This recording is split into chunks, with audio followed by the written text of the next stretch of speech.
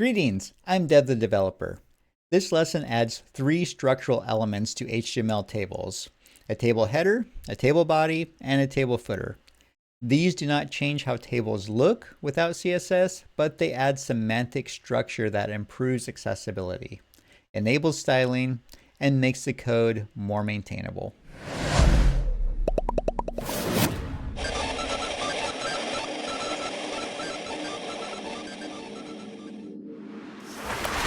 In the last lesson, the entire table was just rows.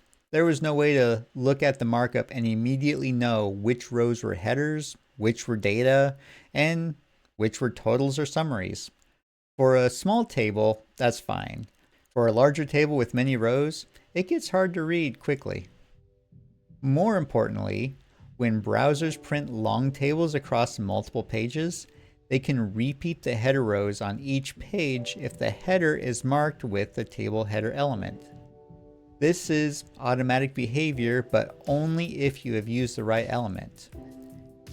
Before we go forth and add those sections, I want to point out that your tables will probably not end up looking like the tables in this video.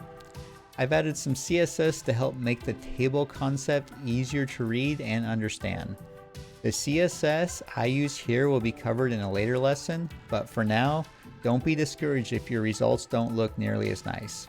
Making things look good is a job of CSS, not HTML.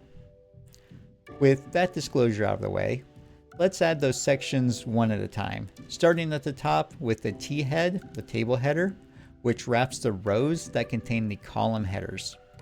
Typically, this is the first row or two of the table.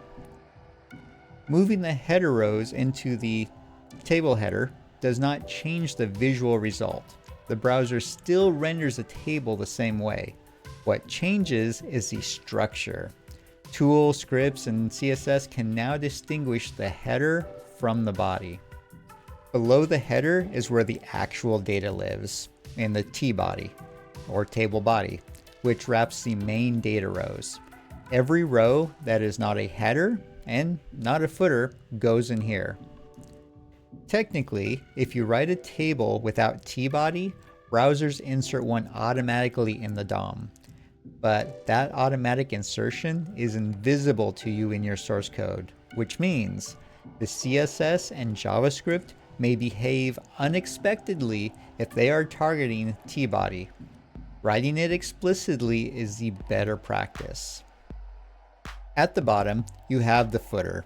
tfoot, or the table footer, wraps summary or total rows at the bottom of a table. Financial data tables are a common example. The footer row contains the column totals.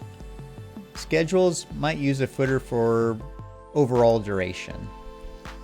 Here's a full structure of a well-formed table. Clear section separation. The CSS can target thead and table row and tfoot table row independently for distinct styling. The browser knows which rows to repeat if the table spans printed pages. This is the structure worth writing every time.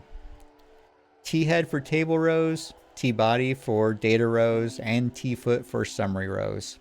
They add no visual change on their own, but they add meaning, improve CSS targeting, improve accessibility, and handle printing correctly.